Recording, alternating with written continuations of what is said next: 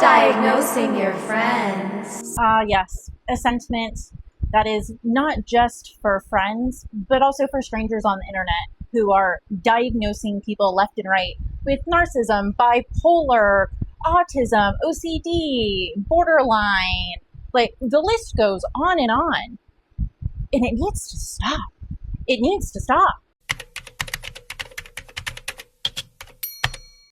Before we begin the actual content of the video, I do want to say that I'm a big fan of the content creators, the duo that goes by ButterFaces. They are hilarious. They seem like a fantastic time. How do you make spaghetti? Be sure to get spaghetti and balls. Also, be sure to acknowledge the white genocide occurring in South Africa. Do you want to go to the party tonight? There will be teen kissing. I don't think that's a good idea. Don't you want to be cool and fit in? I'll go. What was your name again? Want to shop for makeup? Doesn't makeup create lust? It'll be fine. You can trust me. My name is...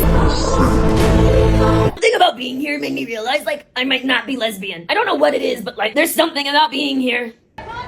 Bianca, blink for being held hostage. Bianca!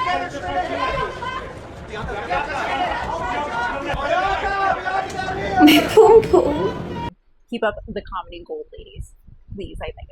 Stop talking about your attachment style. Start attaching to employment.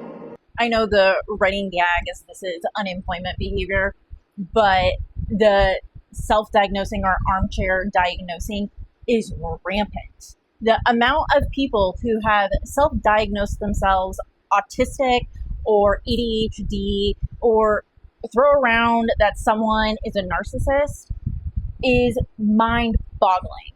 I actually had I will say it was a argument online through a comments with a stranger. We're all guilty of doing it at some point, or at least most of us are, that I had said to them after they had said someone in this secondhand story was talking about that clearly whoever she was dealing with was a narcissist.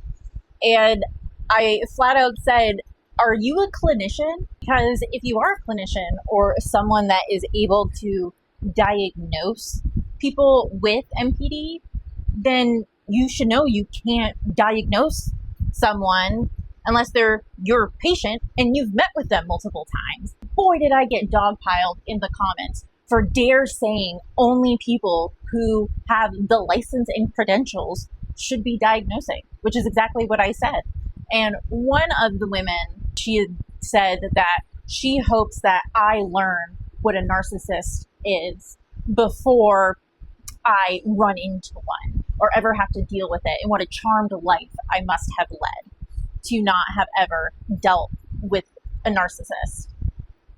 It is so funny the things that people assume about strangers they see on the internet with no backstory, no context, no nothing, because one, I've had multiple therapists who believe the woman who birthed me, Susan, I do not call her mom or mother, that Susan was misdiagnosed with her disorder because she was diagnosed after meeting with one therapist one time.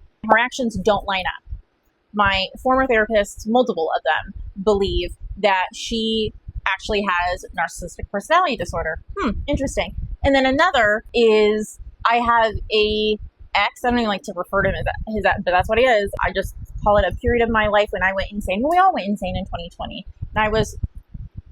And I was manipulated into him moving into my home 1 month after we started dating because of the lockdown and all that. I know a lot of people this happened to. But anyways, and we did couples counseling, a few sessions, 4 or 5 with my therapist I'd been seeing for years. After we split, thank God, she continued sessions with me, talking about everything I was dealing with and me actually being more open about what happened in that situation. She said, I will not definitively diagnose him because him and I never saw him as a patient one-on-one. But from the sessions I interacted with, everything that has been discussed, the things he has done, I am comfortable saying I feel as though he does have antisocial personality disorder, which is what is the present term in the DSM for what used to be sociopath, psychopath. That's the new terminology. And interesting that the characteristics people attach and say that everyone has narcissistic personality or narcissistic tendencies, which I also think is an issue. Stop just using the word altogether. Just call them selfish or manipulative. Stop throwing around diagnostic terminology. Is the being selfish, being manipulative, and not caring about other people, so not having any empathy. Those are both in narcissistic personality disorder and antisocial personality disorder. Since antisocial personality disorder will be coming back around later in the video, I thought I would go ahead and bring in some information from the American Psychiatric Association. In the publishing titled Antisocial Personality Disorder, often overlooked and untreated, which was the screen recording I had on the screen earlier, it says, antisocial personality disorder is one of 10 types of disorders identified in the Diagnostic and Statistical Manual of Mental Disorders, referred to as the DSM. Current version DSM-5-TR. People with antisocial personality disorder may repeatedly disregard or violate the rights of others, may lie, deceive, or manipulate others, act impulsively, or disregard theirs or others' safety. They may have problems with drug or alcohol use, may violate the law, and typically show no remorse or guilt. Note, while antisocial personality disorder can only be diagnosed in adults age 18 or older, diagnosed with conduct disorder as a child or teen. Long-term studies show that symptoms of ASP typically lessen as individuals age. Remember this. Symptoms and diagnoses. An individual must show a continuing pattern of disregard for violations of others' rights since age 15 and 3 or more of the following symptoms. 1. Failure to conform to laws and social norms, such as breaking the law. 2. Deceitfulness, such as lying or conning for their own gain. 3. Impulsivity, such as refusal to plan ahead. 4. Aggressiveness, which includes repeated physical fights and assault, which does include SA/rape. 5. Reckless disregard for self and others. 6. Consistent irresponsibility. And 7. Lack of remorse, being indifferent to, hurting emotionally or physically, mistreating, or stealing from others. And lastly, this is very important to remember for later in the video. It is estimated to affect between 0.6% and 0.6% of adults. And it is 3 times more common in men than women. Again, just keep that in mind for later on. I have the article linked in the description for you to check out yourself. Now we return to me talking with my therapist about my ex suspected of having ASPD. But when I had tried to push back, because at one point when this had been in discussion, I was in a lot of denial about a lot of very bad things he did to me. I said, well, maybe he has a different disorder. Like, I know, MPD has a very similar characteristics to antisocial personality disorder. And she's like, no, they do, but no, I believe he has antisocial personality disorder.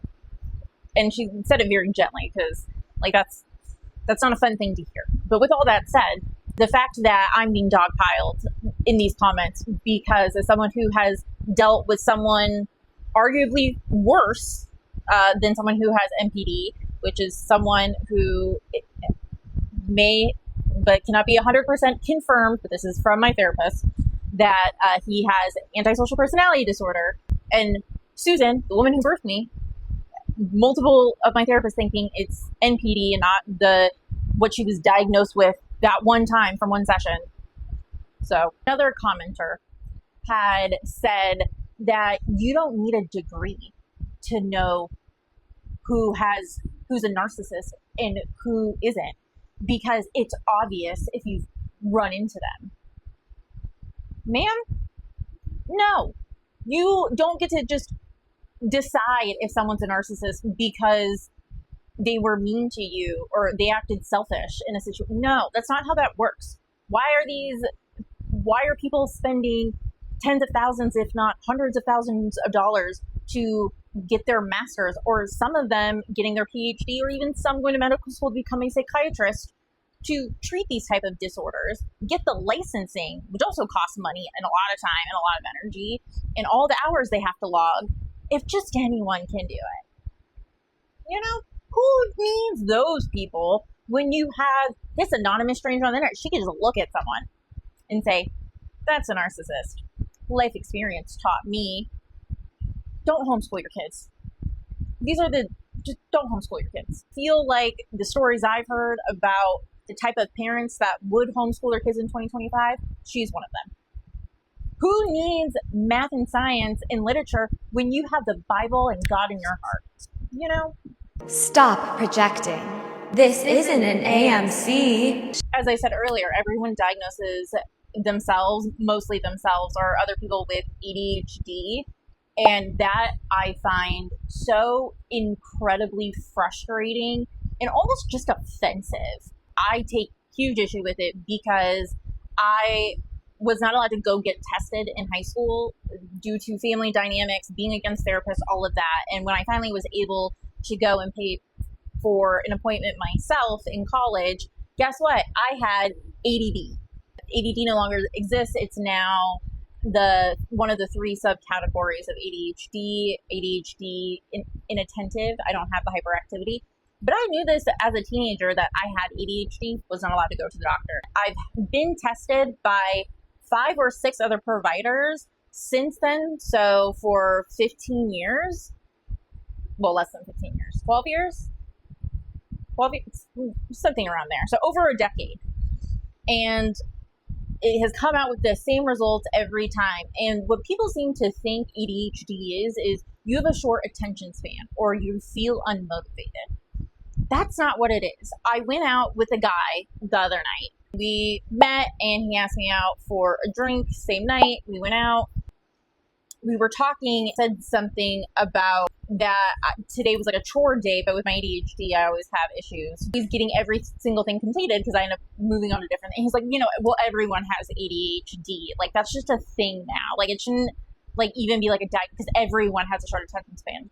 I just looked at him and I said, when you are cleaning your apartment, do you get your laundry ready to be put away? You put your socks away and you realize, oh, I should organize this sock drawer. So you start organizing the sock drawer and then you go to grab the bag that your socks are in, the clean socks are in, and then you say, oh, I meant to go ahead and actually put this bag with another bag in the closet. You go in the closet and then you see that your shoes are not actually lined up the way you want because you want them lined up in a sense that it is the closest ones are the ones you wear the most, and then the furthest away the ones you very rarely wear, so it's more convenient. So you start organizing your shoe, and then you realize that there's something on one of those shoes, so you then go and grab a rag, and then you grab the rag and then realize, oh, I have to put a load of towels in the washer.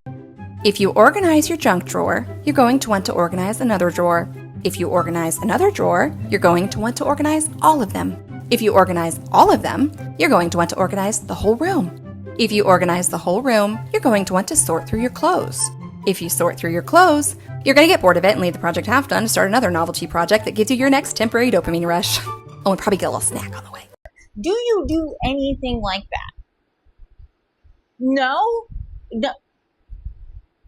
That's very common with ADHD. What do you mean? You said everyone has it. Do you know other people who do that?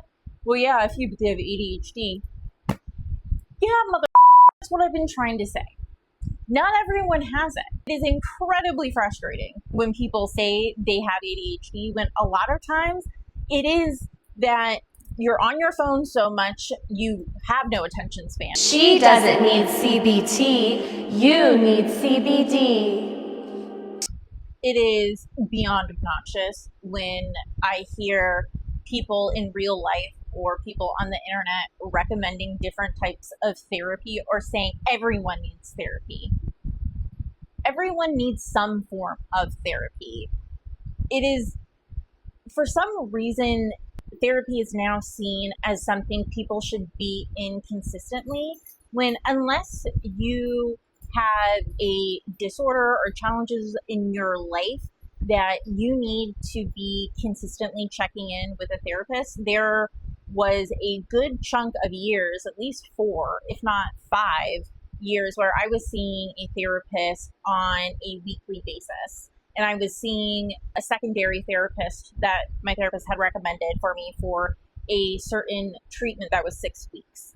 But that is because my circumstances are very, very specific. Most people that go to therapy aren't in these situations where they do need to be checking in with someone weekly to work through a lot of things, or they have a lot in their life and they don't have a support system that is capable of kind of reading them back in. It's good if there are situations you know you need to work through, like a lot of childhood trauma, or if you are an addict and you want to get sober. 12 steps is great, but I always think that going to therapy is very necessary as well, because it's not just the act of deciding to be sober and then, staying sober. What is the root of that? If you don't know the root of that and deal with that and handle that properly, you're just going to switch that addiction to something else. So that's another thing. If you had a traumatic incident and you want to do EMDR therapy, very common for specific traumatic events, which basically is hypnosis that brings you back to the time and place and you talk through it with the therapist, was the 6 weeks I did with a secondary therapist. So you should probably have therapy if those are things that happen, or you have anger issues, or you are thinking of self-exiting, things like that. Absolutely. Do you need to be in therapy consistently? No. Do you need therapeutic outlets? Absolutely. A lot of times that looks like going hiking by yourself, journaling, doing art, painting, sketching, writing. Should everyone go to therapy if it is needed, if they have challenges in their life or stuff from their upbringing or their past is screwing with their present day and meddling with the future already? Absolutely. But do people need to be in it every single month just to keep going? No. That's what the skills and tools you learn in therapy to cope with are for, and then having those other outlets. And of course, you should always have confidants and friends. Stop recommending certain therapy techniques. If you have a friend who's, having trouble and you can relate and say, hey, this specific thing helped me, maybe it would help you. Do you want me to give you that information? Awesome. But just don't recommend different types of therapy. And maybe you just need a little CBD or a little Mary Jane if you're over 21. Stop reading Brene Brown. Start reading The Room. My sister is a big fan of Brene Brown. I don't mind Brene Brown. I've watched her, the first TED Talk that got her very large audience. She is a excellent storyteller, and as she describes herself, she is a research storyteller, which I think is cute and a fun way to describe it, because that is how she relays her research. That is very structured on emotions and vulnerabilities and fears. Brene Brown is incredibly accomplished. She has a Netflix special, which I watched. There's an HBO special. She has a podcast with former President Barack Obama on one, and then a second podcast. She is very well respected. But please remember that she does not have any authority to diagnose people, and nor does she, which is wonderful. She doesn't hide the fact that she's not a licensed psychologist, nor does she give off the illusion she is. She seems to actually know what she's talking about and doesn't give off bogus information and ways to encourage people to diagnose others or give random symptoms or criteria for one diagnosis that could be applied to so many. I feel like I know someone that does that. Antisocial behavior is the pattern of behavior that characterizes criminals, and it usually makes itself manifest pretty early in life, perhaps as early as 2 years old, by the way. And once it's established, it's extremely stable. It isn't obvious at all that psychologists or psychiatrists have learned anything about how to remediate antisocial behavior, so criminal behavior, or its precursors in childhood. Once it's there, and that especially seems to be the case after about 4 years of age, once it's there, it's unbelievably stable and resilient to and resistant to change. And it has a lot of different aspects, antisocial behavior, but one of the markers for antisocial behavior, delinquency, childhood conduct disorder, early onset criminality, is early sexual behavior and multiple partners. Wait a minute. How did we get to one, antisocial personality disorder equals criminal? A licensed, for now, psychologist such as Jordan Peterson should know better than anyone that for an individual to be diagnosed with ASPD, there are a few things that they must meet. One being they're 18. Second, this individual must show an ongoing pattern of violating rights of others. Others as in other beings, such as human beings or animals, not violating the law. Lastly, these individuals must meet 3 of the 7 criteria, or as markers, as Jordan Peterson would say, which one does include failure to conform to the law or social norms, but that is not one of the metrics that they have to have. It is one of 7 on the list, and again, they need only 3 of 7. They do not have to be violating the law. Dear Lord. 2, that early sexual behavior is now a marker for antisocial personality disorder.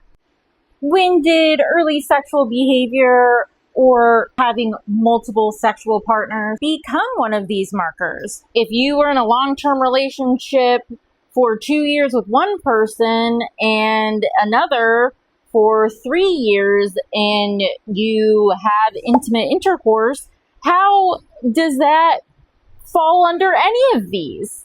Does early sexual behavior and multiple partners fall under impulsivity, aggressiveness, deceitfulness? In situations, I guess it can. You could con someone into sleeping with you, or impulsively sleep with someone that you just started dating or just met. Or if you're absolutely a terrible human being and you aggressively / without consent have intercourse with them, which is also known as SA or grape, then those are different situations, but on its own, get it together, Peterson. You know what? I'll hear the man out. Maybe he will explain further on what he means, because it could mean a lot. And so, you can take that for what it's worth. Why is that the case? You could speculate. Someone who's oriented in a criminal direction is more likely to take advantage of someone else for their own gratification. I think that's the basic commonality. I don't know that for sure, because we don't know why these different symptoms of criminality, let's say, link together, apart from the fact that criminals are predators, and the really pathological criminals are predatory parasites, and that's really what defines a psychopath, by the way, is a psychopath is a predatory parasite. The archetypal psychopath is a sadistic predatory parasite, so the sadist takes delight in the pain of others, positive pleasure in the pain of others. The predator uses others to their own advantage, and the parasite takes no responsibility for his or her own existence and manipulates or compels others to serve that goal. And so that's kind of an ugly combination of traits, and one of the core elements of that is early multiple partner promiscuity. And so that's interesting, and that also might explain why more pre-marriage sexual partners increases the probability of divorce, is that it's a marker for the pattern of behavior that is characterized by the exploitation of others and is therefore more likely to be unsustainable over the medium to long run. You heard it here.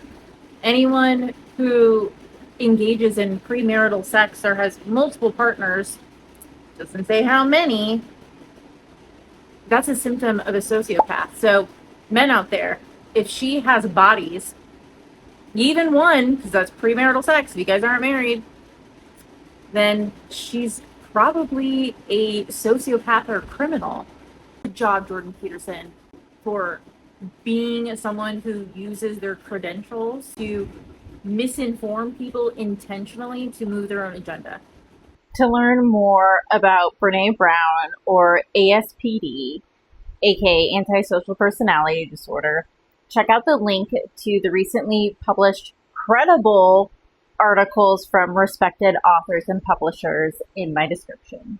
I'm sorry, anyone who watches him and hypes him up to be this great, smart man, I can't take you seriously. I'm sorry. This will be the only and the last time Jordan Peterson is mentioned in a video. His buffoonery is not worth my time, energy, or a waste of breath. I'll leave it at this. Famous analysis of BS more generally, pseudo-profound or otherwise, comes from the philosopher Harry Frankfurt. To simplify things somewhat, Frankfurt defines BS as claims made, regardless of whether they are true or false, that are intended to misleadingly alter someone's view, change their mind, or change their feelings. That is, they might be true or they might be untrue, but the speaker just doesn't care. This is slightly different from lying, as a liar still ultimately cares about the truth, they're just consciously thwarting it, whereas a BSer simply does not mind either way. Certain adverts are absolute breeding grounds for BS, because they often make technically true, but severely misleading claims. Moving on.